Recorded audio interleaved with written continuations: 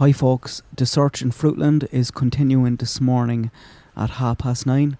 I hope everyone is doing okay. Make sure you are trying to get some fresh air. If you know, you know.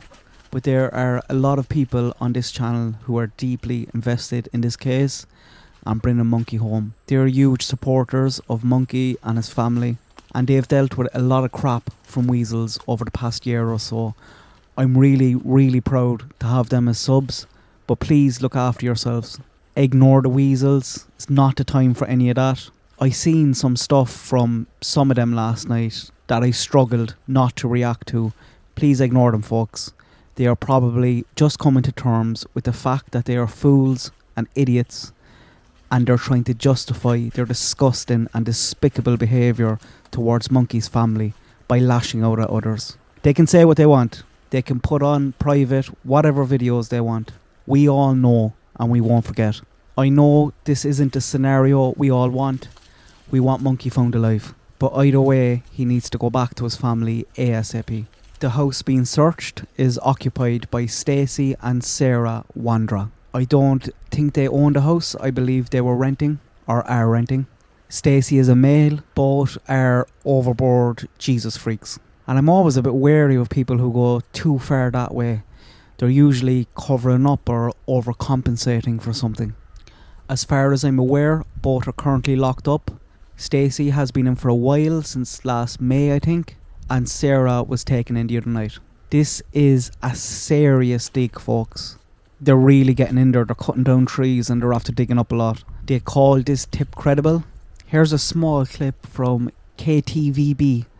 Make sure you are subbed up to that channel. You'll know the news reporters here. They've been covering Monkey's case for a long time and they're on the ground. They have good info. To the disappearance of Michael Vaughan. Now, the police are searching in a proximity where it's close to Michael's home, where our crews say it's about 4 minutes away. And we checked in with Morgan Romero and Alex Duggan live on the scene just about 15 minutes ago. And Alex and Morgan, for folks just joining us right now, walk us through what you've been seeing out there. You know, crews just wrapped up about 45 minutes ago, Shira. They were out at this house on Red Wing Street in Fruitland, about, again, 4 minutes away from the Vaughan home, the last place that Michael Vaughan was seen on July 27th, 2021. As we step to the side a little bit, you can see this heavy piece of machinery behind me. They have two pieces of equipment like this out here. They have been digging up this backyard on Red Wing Street all day. Alex, you were out here for a couple hours before me. What else did you see this afternoon? I mean, we were in the backyard of a neighbor today. They were digging up the backyard. They have, significantly dug up a great portion of the yard. They cut down a tree. They've demolished the fence. And, a neighbor told us that this hasn't really happened before in this area. This is a really extensive portion of the search for Michael Vaughan. Yeah, and very shocking for people who live here, too. They've been out here since last night. In fact, they obtained a search warrant to dig through this backyard. They came back out here this morning around 9:30. Again, they're done for the night, but they are going to be back out this house tomorrow morning at 9:30. Chief J.D. Huff with Fruitland Police telling us they are going to continue to search this area until they have scoured every inch. And it's important to note, this was a very credible tip that came in, and so they are actively searching for Michael Vaughan's remains in this backyard. You've seen Fruitland Police, Idaho State Police. Who else out here? Idaho Mountain Search and Rescue is out here as well. Okay, and some canine dogs too. Canine as well, yeah, exactly. Okay, and we are told that there is a couple that lives in this home on the corner of Red Wing Street, but that the couple, as far as J.D. Huff knows, does not have any connection to the Vaughan family. We will continue to dig into this story, Shira. We will continue to keep people updated on air and online on ktvb.com, as well as on our social media accounts as we learn more. Again, police and search crews back out here in Fruitland tomorrow morning at 9:30, looking for the remains of Michael Vaughan in this backyard. Real quick, you mentioned that credible source. Any idea, did the police chief shed any light on who it may have come from? He didn't. And Shira, I think it's important to note that the police department has received more than 1,200 tips since Michael disappeared from the neighborhood where he was from back on July 27th, 2021. And they have gone through these. They have cleared many of them. A lot of them have been very credible, and it appears that this one is very credible, and that's what led them here. And Alex, you were at a press conference this summer. What else did the chief say about the credible tips that they've been receiving that led them here? Well, I mean, they've received a ton of tips, but, this one is probably the most credible so far. They said they received a tip in the summer that led them back to this area, and now that's where they're searching. So. I know it's shocking and a bit distressing to see the images of the diggers and the fence being ripped down, especially when it's just around the corner from Monkey's house. That we talked about that in last week's stream, non-compliant neighbours, and Brandy came up saying that there was a number in the area. Is this one of the homes Brandy was talking about? Possibly, as she made sure to correct me that it wasn't just people that were on the street of Monkey's house and next door neighbours. It was further than that. Sarah, it seems, may have been in hospital on the 27th. At least that's what Stacey was saying. Here's a post from Stacey on the 26th, and he was still posting about this 3 weeks later. Was this the same visit or a different one? I don't know.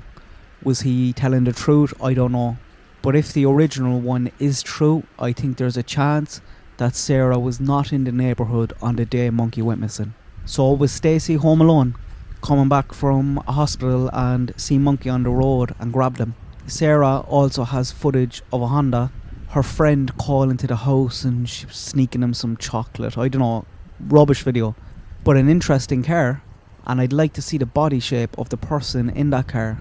It doesn't look like the exact same model as the one the Fruitland police are looking for, but I'm just curious, was this an upgrade? Was this model upgraded from a previous model? I posted a video last night about Stacey posting about Monkey the day after he went missing, and then a couple of days later he updated his profile picture to Monkey, which sent chills down my spine to think that they are now digging up the backyard of the man that posted this.